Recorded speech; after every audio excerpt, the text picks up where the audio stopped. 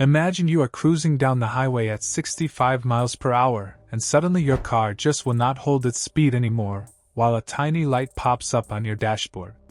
This frustrating situation usually points to the P0572 trouble code, which indicates that your cruise control or brake switch alpha circuit has a low voltage condition. This is a generic powertrain code, which means you might see it on anything from a Chevy or a Dodge to a Volkswagen or a Kia. Your engine control module, or ESIM, is responsible for more than just firing spark plugs. It also manages your creature comforts like cruise control to make sure your drive is smooth and safe. The alpha designation in this code is a specific label the manufacturer uses for a particular wire or connector in the system, so you will want to look at a wiring diagram for your specific make and model to find its exact home. The brake switch is the heart of this issue because depressing the brake pedal is the primary way you tell the car to shut off the cruise control instantly.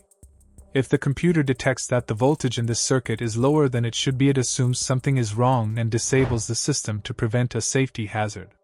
You might notice your cruise control is completely dead, or maybe it acts erratic where it turns on but refuses to actually lock in your speed. Even worse, a faulty brake switch can mean your rear brake lights are not working at all, which puts you at high risk for a rear-end collision. Most of the time this is caused by a faulty switch or wiring that has been pinched or chafed near the brake pedal arm.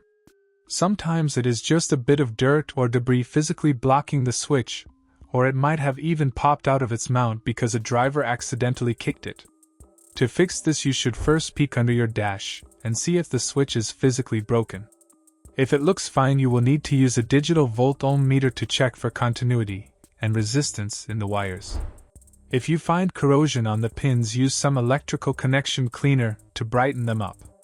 If the wiring and switch check out but the code stays, you might be looking at an issue with the body control module, or BISIM.